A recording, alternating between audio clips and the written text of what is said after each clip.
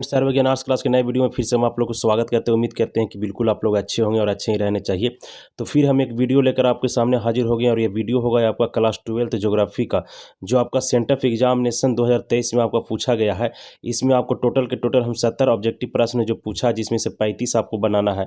इसमें 70 ऑब्जेक्टिव प्रश्न को बिल्कुल सही सही हम आंसर की देने वाले हैं। वीडियो के अंत तक जरूर आप बने रहें। चैनल पर नए हैं तो मन करे तो चैनल को सब्सक्राइब जरूर करें, लेकिन वीडियो को लाइक जरूर करें और वीडियो अपने दोस्तों में जरूर शेयर करें ताकि उनको भी सही सही प्रश्न का उत्तर मिल सके।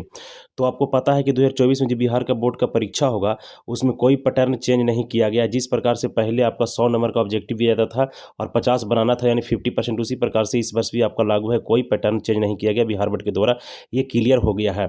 तो जो आपको ज्योग्राफी में 70 ऑब्जेक्टिव प्रश्न रहता था, जिसमें से आपको 35 यानी 35 का आंसर देना था OMR सीट पर। उसी प्रकार से इस वर्ष भी आपका एग्जाम लिया जाएगा।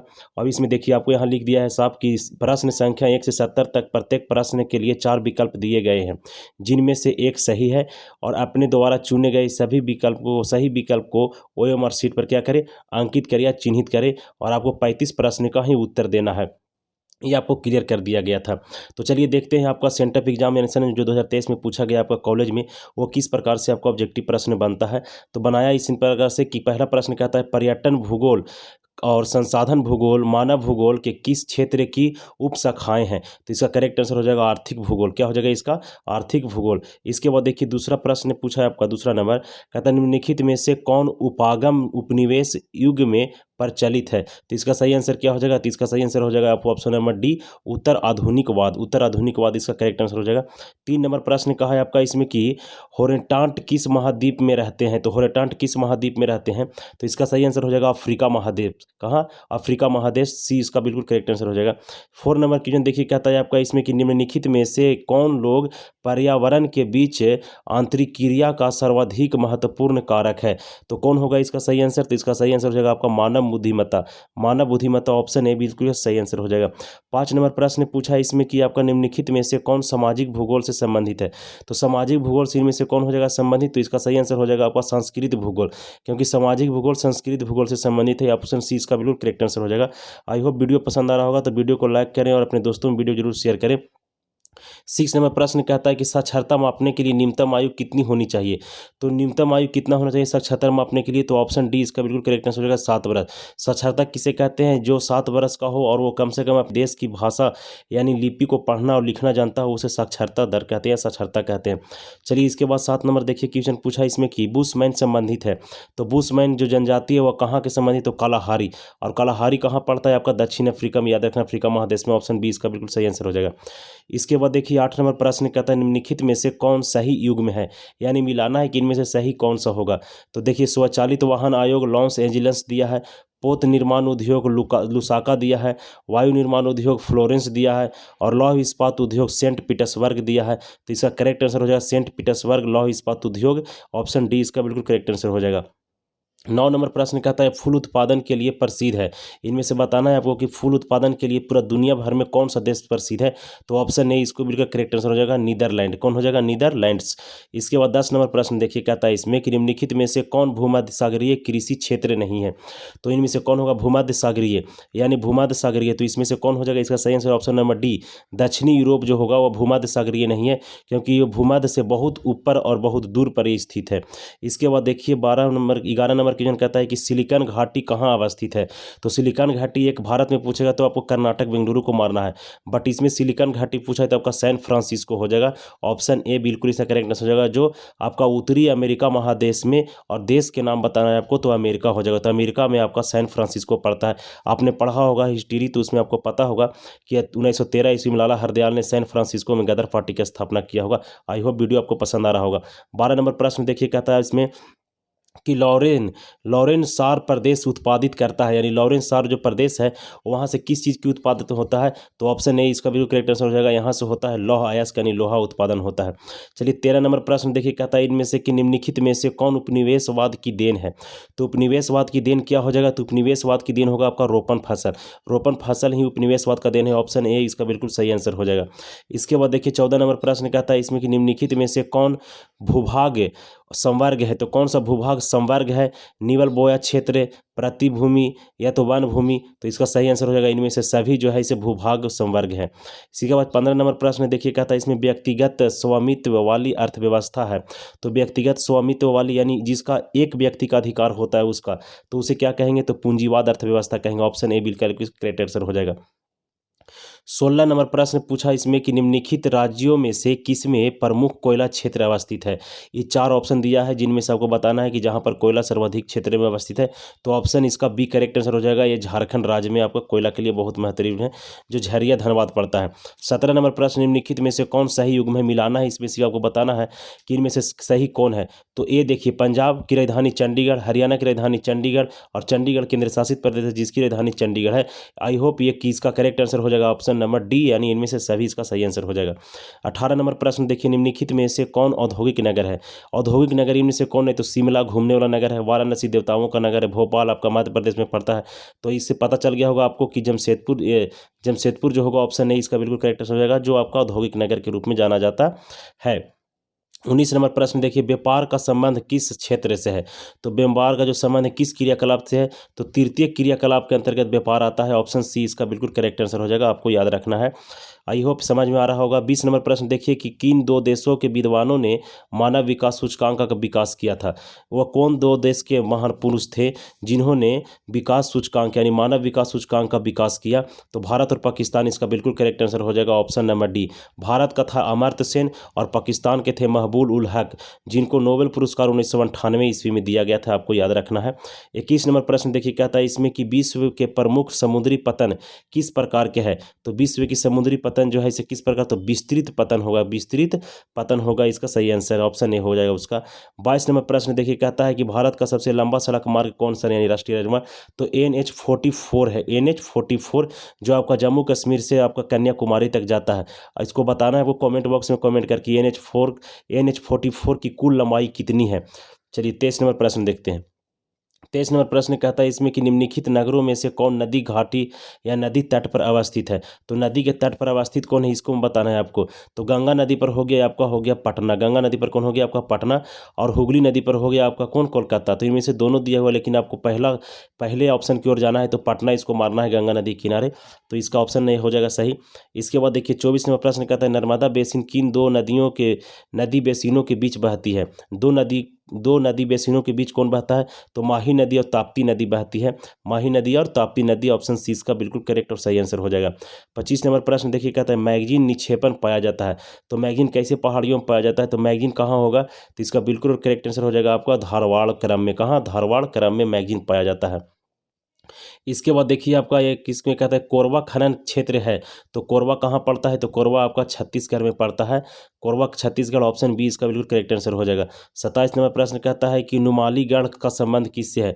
तो नुमालीगढ़ जो है इसको आपका हो जाएगा पेट्रोलियम, ऑप्शन सी इसका बिल्कुल करेक्ट आंसर, जो आपका असम में पड़ता है। 28 नंबर प्रश्न देखिए पूछा इसमें कि निम्नलिखित में से किस राज्य में परमाणु ऊर्जा केंद्र नहीं है। तो देखिए इस प्रकार से पकड़ेंगे। सबसे पहले महाराष्ट्र में आपका है प्रथम तारापुर हो जाएगा, राजस्थान में रावा भाट हो जाएगा, और आपका काकरापारा हो जाएगा गुजरात में। पश्चिम बंगाल में कोई नहीं, तो इसका डी आंसर बिल्कुल सही हो जाएगा। इनमें से आपका डी बंगाल, पश्चिम बंगाल, यहाँ पर एक भी ऊर्जा परमाणु केंद्र नहीं है। चलिए 29 नंबर प्रश्न देखते हैं। 29 नंबर कहता है कि गुरुम हिसानी प्रसिद्ध है। गुरुम हिसानी किसके लिए प्रसिद्ध है, तो गुरुम हिसानी जो है इस आपका लौह अयस्क के लिए प्रसिद्ध है। किसके लिए, लौह अयस्क, ऑप्शन ए इसका बिल्कुल करेक्ट आंसर हो जाएगा। 30 नंबर प्रश्न पूछा हाथी दांत उद्योग संबंधित है। तो हाथी दांत उद्योग संबंधित है किससे, तो पशु उद्योग से संबंधित है, ऑप्शन बी इसका बिल्कुल करेक्ट आंसर हो जाएगा। इसके बाद देखते हैं 31 नंबर प्रश्न। 31 नंबर प्रश्न पूछा इसमें कि निम्नलिखित में से कौन प्रशांत महासागर के तट पर अवस्थित है। तो इनमें से कौन सा हो जाए, तो वैंकूवर हो जाएगा। वैंकूवर, ऑप्शन सी इसका बिल्कुल करेक्ट आंसर हो जाएगा, जो प्रशांत महासागर के तट पर अवस्थित है। आइए 32 नंबर प्रश्न पूछा इसमें निम्नलिखित में से कौन एक प्राकृतिक संसाधन नहीं है। तो प्राकृतिक संसाधन भूमि है, जल है, खनिज है, तो कौन नहीं है, तो भवन नहीं है, ऑप्शन बी का करेक्ट आंसर हो जाएगा। इसके बाद देखिए 33 नंबर प्रश्न कहता है लौह अयस्क किस प्रकार का संसाधन है। तो लौह अयस्क जो हो जाएगा आपका नवीकरणीय संसाधन हो जाएगा। कैसा, नवीकरणीय, ऑप्शन ए इसका बिल्कुल करेक्ट आंसर है।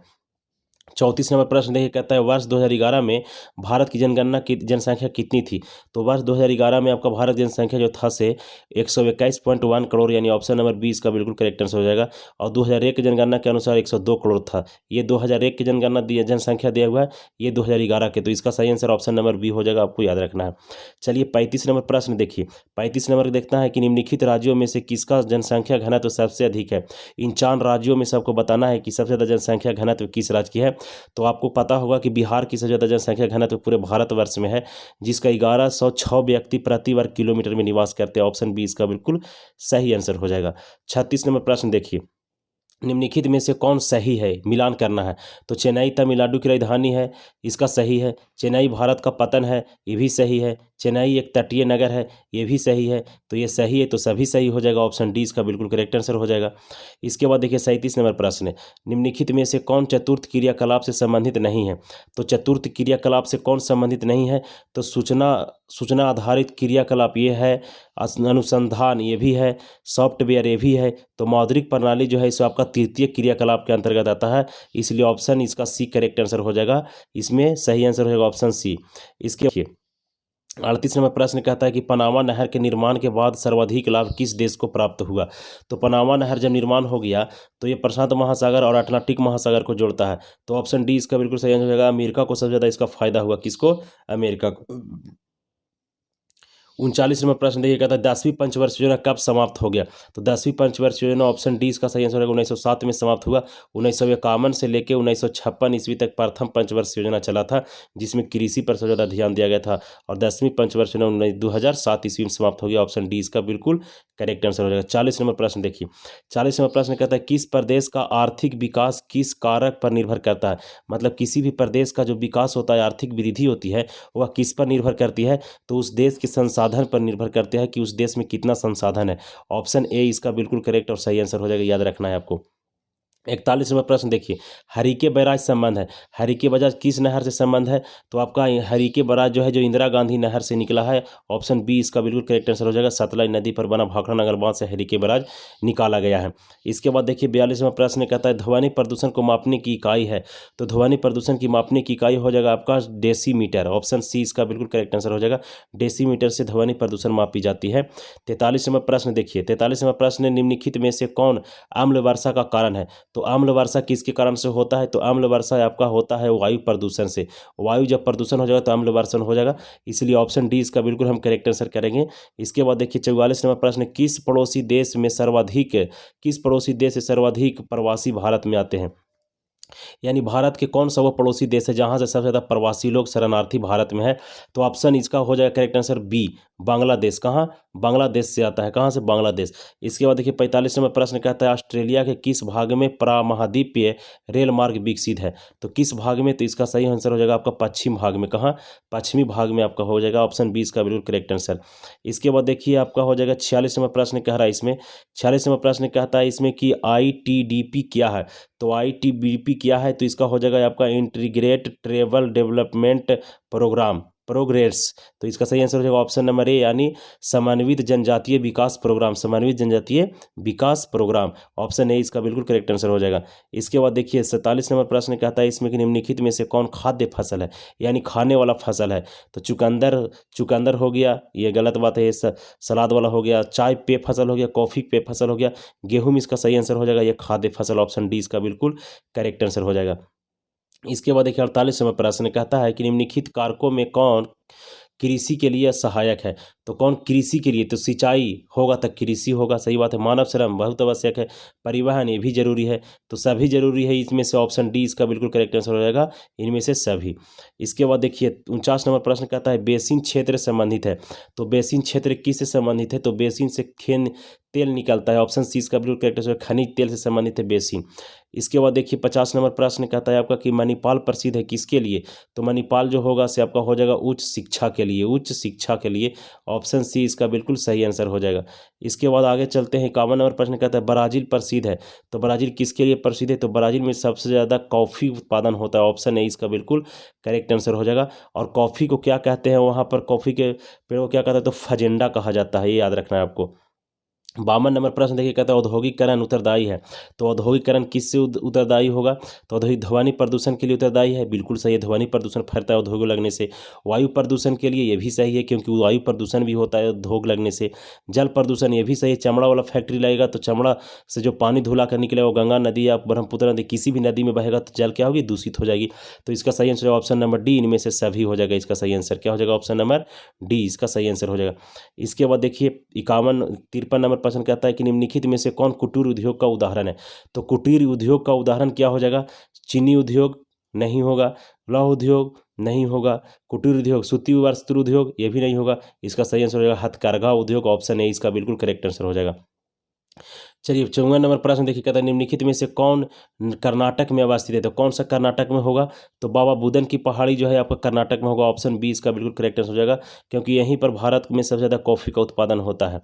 इसके बाद 55 नंबर प्रश्न देखिए, निम्नलिखित में से कौन नगर सबसे उत्तर में अवस्थित है? यानी सबसे उत्तर यानी उत्तरी छोर पर कौन सा होगा इनमें से ऑप्शन में से? तो मदुरई आपका दक्षिण भारत में पड़ता है, तमिलनाडु में, कानपुर आपका उत्तर प्रदेश में पड़ता है, नागपुर आपका महाराष्ट्र में पड़ता है, और लुधियाना आपका पंजाब में पड़ता है। तो सबसे उत्तर में हो जाएगा लुधियाना, ऑप्शन डी इसका बिल्कुल करेक्ट आंसर हो जाएगा। याद रखना है आपको, पंजाब में पड़ता है। 56 नंबर प्रश्न देखिएगा, तो निम्नलिखित नदियों में से कौन दक्षिण भारत में है? निम्नलिखित नदी में जो है इनमें से कौन दक्षिण भारत में है? तो सिंधु नदी आपका उत्तर भारत में बहता है, ब्रह्मपुत्र नदी आपका पूर्वी भारत में बहता है, गंडक नदी बिहार में बहती है, इसके बाद गोदावरी नदी आपका दक्षिण भारत में बहता है, ऑप्शन सी इसका बिल्कुल करेक्ट आंसर होगा। याद रखना है आपको। चलिए देखते हैं नेक्स्ट क्वेश्चन 57 नंबर प्रश्न आपसे पूछा जा रहा है, निम्नलिखित में से किसका संबंध जल संरक्षण से है?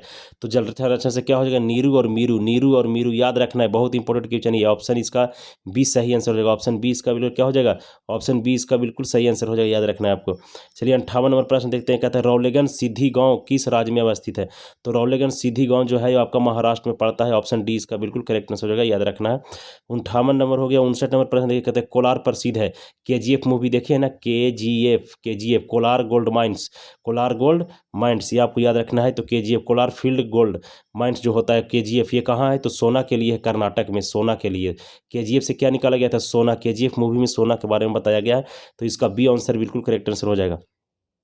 60 नंबर प्रश्न देखिए, कहता है कि वर्ष 2011 में भारत के लिंगानुपात कितना था? तो वर्ष 2011 ईस्वी में भारत में लिंगानुपात कितना था? तो 943 स्त्री पर 1000 पुरुष, मतलब 1000 स्त्री पर 1000 पुरुष होना चाहिए। लेकिन दुर्भाग्यपूर्ण बात यह है कि 2011 में जनगणना हुआ जिसमें महिलाओं की संख्या कम थी और पुरुषों की संख्या ज़्यादा है। आपको कमेंट बॉक्स में दोनों के बारे में लिखना है कि किस राज्य में कितना है सबसे ज़्यादा अधिक लिंगानुपात और किस राज्य में कितना कम है लिंगानुपात, आपको बटा में कर लिखना है। चलिए देखते हैं 61 नंबर प्रश्न।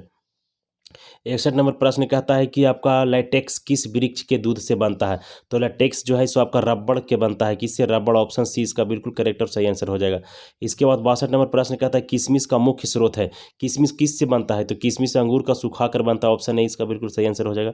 इसके बाद 63 नंबर प्रश्न देखिए, निम्नलिखित में से कौन मानसिक श्रम नहीं करते हैं? मानसिक मतलब दिमाग से काम नहीं करता है। तो अध्यापक ये पढ़ाता है दिमाग से, चिकित्सक दिमाग से करता है, संगीतकार दिमाग से करता है, धोबी है जो बलपूर्वक यानी ताकत के बल पर कपड़ा को धोता है, इसलिए ऑप्शन सी इसका बिल्कुल करेक्ट आंसर हो जाएगा। इसके बाद 64 नंबर प्रश्न देखिए, कहता है इसमें कि निम्नलिखित में से किस देश में रेल मार्ग नहीं है? इनमें से कौन सा देश है जहां रेल मार्ग नहीं है? तो ऑप्शन बी कुवैत में आपका अभी तक रेल मार्ग नहीं है। नेपाल में रेल मार्ग है, जापान में रेल मार्ग है और ऑस्ट्रेलिया में भी रेल मार्ग है। दुनिया के सबसे बड़ा रेल मार्ग जो है रेलवे लाइन लंबा वो ऑस्ट्रेलिया में है और जापान में दुनिया के सबसे तेज चलने वाली रेलगाड़ी है जिसको बुलेट ट्रेन के नाम से जानते हैं। 65 नंबर प्रश्न देखिए, कहता है कि कुद्रेमुख लौह अयस्क खान किस राज्य में है? कुद्रेमुख से लोहा निकाला जाता है जो आपका कर्नाटक में पड़ता है, ये ऑप्शन सी इसका बिल्कुल करेक्ट आंसर हो जाएगा। इसके बाद देखते हैं 66 नंबर प्रश्न कहता है सिंगरेनी जो है संबंध है किस खनिज से? तो सिंगरेनी जो हो जाएगा आपका कोयला से हो जाएगा जो मध्य प्रदेश में है। कहाँ है? मध्य प्रदेश, आपको याद रखना है। सिंगरेनी कहाँ? मध्य प्रदेश, कोयला से संबंधित है। चलिए 67 नंबर प्रश्न देखते हैं, कहता है निम्नलिखित में से कौन चावल से संबंधित है? तो चावल से संबंधित इसमें क्या हो जाएगा? अरेबिका है जो आपका एक कॉफ़ी है। इसके बाद बासमती चावल हो जाएगा, ऑप्शन बी इसका बिल्कुल करेक्ट आंसर हो जाएगा, ऑप्शन बी बासमती। चलिए 68 नंबर प्रश्न देखिए, कहता है इसमें 68 नंबर प्रश्न पूछा जा रहा है इसमें कि निम्नलिखित में से किस इस्पात कारखाना को दामोदर नदी से जल आपूर्ति नहीं की जाती है? यानी दामोदर नदी से कौन सा कारखाना है इसमें जिसको जल की आपूर्ति नहीं होती है। तो इसका सही आंसर हो जाएगा आपका जमशेदपुर। क्या हो जाएगा? जमशेदपुर। जमशेदपुर को जल वहाँ से नहीं मिलता, जबकि बोकारो को भी मिलता है, दुर्गापुर को भी मिलता है, कुल्टी को मिलता है। कुल्टी आपका पश्चिम बंगाल में, दुर्गापुर आपका हो जाएगा पश्चिम बंगाल में, बोकारो हो जाएगा आपका झारखंड में। चलिए इसका देखते हैं 69 नंबर प्रश्न। 69 नंबर प्रश्न कहता है दूरदर्शन सेवा कब प्रारंभ हुआ? भारत में दूरदर्शन माने टीवी वाला दूरदर्शन, दूर से बैठा बैठा हम किसी की दर्शन कर लें उसे दूरदर्शन कहते हैं, जो टीवी पर देखते हैं। तो इसका करेक्ट आंसर हो जाएगा 1959 ईस्वी। ऑप्शन बी इसका बिल्कुल सही आंसर हो जाएगा। इसके बाद 70 नंबर प्रश्न देखिए पूछा इसमें, बिहार में गंगा नदी की प्रवाह किस दिशा से होती है? तो बिहार में गंगा नदी जो बहती है वह पश्चिम की ओर से आती है और पूरब की ओर जाती है। तो इसमें देखिए पश्चिम पूरब कौन दिया हुआ? तो ऑप्शन सी इसका बिल्कुल करेक्ट आंसर हो जाएगा। आई होप ये वीडियो आपको से कुछ जरूर सीखने के लिए मिला होगा। आप सभी प्रश्न को सही सही बिल्कुल आप टिक आउट किए होंगे। तो वीडियो को जरूर लाइक करें, अपने दोस्तों में शेयर करें, अपने दोस्तों को भी मदद करें। और सेम आप याद रखिए बात को, हम आज जो बोल रहे हैं इसे, कि 2024 में जब बोर्ड का परीक्षा दीजिएगा यही क्वेश्चन पैटर्न आपका बिहार बोर्ड दिया जाएगा और पूछेगा उसमें। आपको घबराने की बात नहीं है। हर वो प्रश्न को हम ऑब्जेक्टिव लेकर आए, कोशिश कर रहे हैं कि ऑब्जेक्टिव सबसे ज़्यादा फाइनल करें, क्योंकि 70 ऑब्जेक्टिव में आपको 35 बनाना है, 100 ऑब्जेक्टिव में आपको 50 बनाना है। आप पूरा भरोसा करिए, इस चैनल से जुड़े रहिए। उम्मीद करिए कि कम से कम 400 प्लस जरूर आपका मार्क्स 2024 के बिहार बोर्ड में आएगा। ये मेरा वादा है। आप कंधा से कंधा हमके मिला के चलिए। चलिए बहुत हुआ, आप हमें दीजिए। तब तक के लिए जय हिंद, जय भारत। मिलते हैं किसी नए वीडियो में एक नए जोश के साथ। धन्यवाद।